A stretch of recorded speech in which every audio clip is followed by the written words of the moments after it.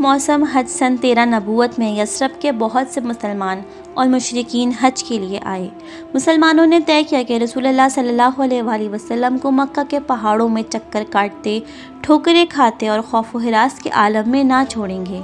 चुनांचे इन्होंने आप सल्लल्लाहु अलैहि वसल्लम से दरपर्दा राब्ता किया और अय्याम तशरीक के दरमियाने रोज़ रात के वक्त जमरा अक़बा के पास घाटी में इज्तिमा मुनक्किद करने पर इत्तफ़ाक़ किया।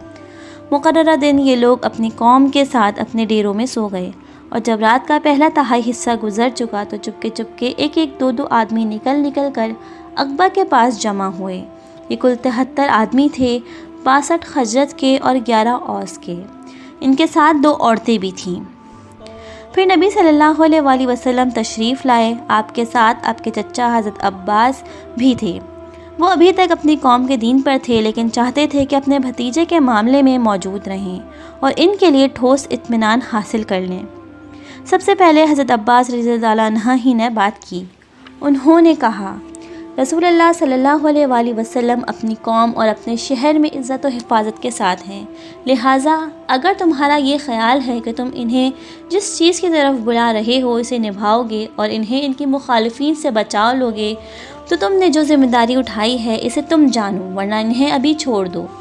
इसके जवाब में अहले यसरब के तर्जुमान हज़रत बर्रा बिन मारूर रज़ियल्लाहु अन्हु ने कहा, हम सिद्क़ व वफ़ा का और रसूलुल्लाह सल्लल्लाहु अलैहि वसल्लम के लिए अपनी रूहें निछावर करने का इरादा रखते हैं, लिहाजा ए अल्लाह के रसूल आप बात कीजिए और अपने लिए अपने रब के लिए जो अहद व पैमान पसंद हो ले लीजिए। इसके बाद रसूलुल्लाह सल्लल्लाहु अलैहि वसल्लम ने गुफ्तगू फरमाई। आपने कुरान की तिलावत की, अल्लाह की तरफ दावत दी, इस्लाम की रग़बत दिलाई और अपने रब के लिए अहद दिया। तन्हा इसी की इबादत करोगे और इसी के साथ किसी चीज़ को शरीक ना करोगे। अहले यसरब ने कहा, हम किस चीज़ पर आपसे बैत करें? तो रसूलुल्लाह सल्लल्लाहु अलैहि वसल्लम ने फरमाया, चुस्ती और सुस्ती हर हाल में बात सुनोगे और मानोगे, तंगी और खुशहाली हर हाल में माल खर्च करोगे, भलाई का हुक्म दोगे और बुराई से रोकोगे, अल्लाह के रास्ते में उठ खड़े होगे और इसके बारे में किसी मलामतगर की मलामत तुम्हें ना रोकेगी, और जब मैं तुम्हारे पास आ जाऊं तो मेरी मदद करोगे और जिस चीज़ से अपनी जान और अपने बाल बच्चों की हिफाजत करते हो इससे मेरी हिफाजत करोगे और तुम्हारे लिए जन्नत है।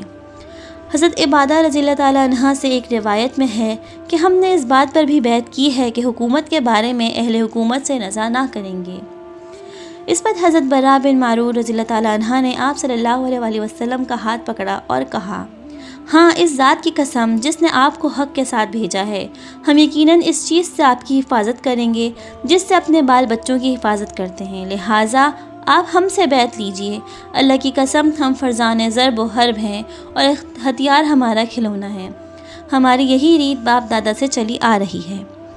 इतने में अबुल हशम बिन तहियान ने बात काटते हुए कहा, अल्लाह के रसूल, हमारे और कुछ लोगों के दरमियान अहद व पैमान की रस्सियाँ हैं और अब हम इन्हें काटने वाले हैं। कहीं ऐसा तो नहीं कि हम ऐसा कर डालें फिर अल्लाह आपको गलबा अता कर दे तो आप हमें छोड़कर अपनी कौम के पास पलट आएँ। रसूलुल्लाह सल्लल्लाहु अलैहि वसल्लम ने तबस्सुम फरमाया और कहा, नहीं, बल्कि खून खून है और बर्बादी बर्बादी है। मैं आप लोगों से हूँ और आप लोग मुझसे हैं। जिससे आप जंग करेंगे मैं जंग करूँगा और जिससे आप सुलह करेंगे मैं सुलह करूँगा। ठीक इस फैसला को लम्हे में हज़रत अब्बास बिन अबादा बिन नखला रज़ियल्लाहु अन्हु आगे बढ़े। उन्होंने कहा, आप लोग जानते हैं कि इनसे किस बात पर बैत कर रहे हैं? इनसे सुर्ख़ व स्याह सारे इंसानों से जंग पर बैत कर रहे हैं। इसलिए अगर आपको अंदाज़ा है कि जब आप अपने अम्वाल का सफ़ाया कर दिया जाएगा और आपके अशराफ कत्ल कर दिए जाएंगे तो आप इनका साथ छोड़ देंगे, फिर अभी से छोड़ दीजिए, क्योंकि ये दुनिया और आखिरत की रुसवाई है। अगर आप लोगों का ये ख्याल है कि माल की तबाही और अशराफ के कत्ल के बावजूद अहद निभाएंगे तो फिर इन्हें ले लीजिए, क्योंकि ये वल्लाह दुनिया और आखिरत की भलाई है। लोगों ने कहा, हम इन्हें माल की तबाही और अशराफ के कत्ल के ख़तरे के बावजूद साथ लेते हैं। अल्लाह के रसूल बतलाइए, इसके बदले हमारे लिए क्या है?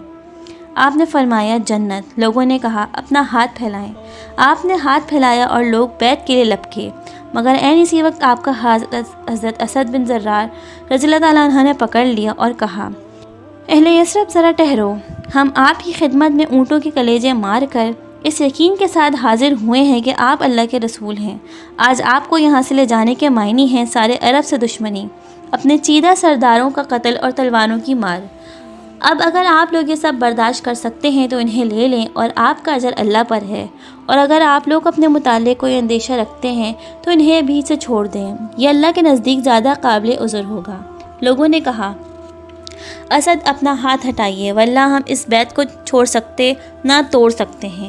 اس کے بعد ایک آدمی نے اٹھ کر بیعت کی، اور ایک قول کے مطابق سب سے پہلے بیعت کرنے والے خود حضرت اسد بن زرار تھے۔ دونوں عورتوں کی بیعت صرف زبان سے ہوئی، ان سے مصافحہ نہیں فرمایا۔ بیعت مکمل ہو چکی تو رسول اللہ صلی اللہ علیہ وآلہ وسلم نے ان لوگوں سے فرمایا کہ وہ اپنے آپ میں سے 12 نقیب پیش کریں جو اپنے قوم کے نگراں اور ان کے معاملات کے ذمہ دار ہوں گے۔ اس پر 9 آدمی خزرج سے اور 3 آدمی اوس سے منتخب کیے گئے۔ جب ان کا انتخاب ہو چکا تو رسول اللہ صلی اللہ علیہ وآلہ وسلم نے فرمایا، آپ لوگ اپنی قوم کے جملے معاملات کے کفیل ہیں، جس طرح ہماری حضرت عیسیٰ علیہ السلام کی طرف سے کفیل ہوئے تھے، اور میں اپنی قوم مسلمانوں کا کفیل ہوں۔ ان سب نے کہا، جی ہاں۔ یہ ہے دوسری بیعت عقبہ۔ یہ نبی صلی اللہ علیہ وآلہ وسلم کی اب تک کی زندگی میں سب سے عظیم اور اہم بیعت تھی۔ اس کی وجہ سے واقعات کا رخ بدل گیا اور تاریخ کی لائن تبدیل ہو گئی۔ جب بیعت پوری ہو چکی تو اور لوگ بکھرنے ہی والے تھے تو ایک شیطان کو اس کا پتہ چل گیا۔ اس نے نہایت بلند آواز سے، جو شاید ہی کبھی کسی نے سنی ہوگی، پکار لگائی کہ خیمے والوں، کیا محمد سے نپٹو گے؟ اس وقت بے دین اس کے ساتھ ہیں اور تم سے لڑنے کے لیے جمع ہیں۔ رسول اللہ صلی اللہ علیہ وآلہ وسلم نے فرمایا، او اللہ کے دشمن، یہ میں تیرے لیے جلد ہی فارغ ہو رہا ہوں، اور لوگوں سے فرمایا، اپنے اپنے ڈیروں پر چلے جاؤ۔ چنانچہ یہ لوگ اپنے اپنے ٹھکانوں پر واپس جا کر سو گئے اور وہیں صبح کی۔ ادھر صبح ہوئی تو قریش نے اس پر احتجاج کے لیے اہل یثرب کے خیموں کا رخ کیا، مگر مشرکین یثرب نے کہا کہ یہ خبر باطل ہے، ایسی کوئی بات نہیں ہوئی، جبکہ مسلمانوں نے چپ سادھے رکھی۔ چنانچہ قریش نے مشرکین کی بات سچ سمجھی اور نامراد واپس چلے گئے، لیکن بعد میں قریش کو یقینی طور پر معلوم ہو گیا کہ یہ خبر صحیح ہے۔ چنانچہ ان کے سواروں نے تیز رفتاری سے اہل یثرب کا پیچھا کیا اور سعد بن عبادہ اور منظر بن عمرو کو اغزا کے پاس جا لیا، لیکن منظر بن عمرو نے انہیں بے بس کر دیا اور آگے بھاگے۔ البتہ سعد پکڑے گئے اور انہیں باندھ کر مارتے اور بال گھسیٹتے ہوئے مکہ لے جایا گیا، لیکن وہاں متم بن عدی اور حارث بن حرب نے انہیں چھڑا دیا، کیونکہ وہ ان دونوں کے قافلوں کو مدینے میں پناہ دیا کرتے تھے۔ ادھر انصار نے ارادہ کیا کہ مکہ پر دھاوا بول دیں گے، مگر اتنے میں حضرت سعد آتے دکھائی دیے، لہٰذا تمام لوگ بخیریت مدینہ روانہ ہو گئے۔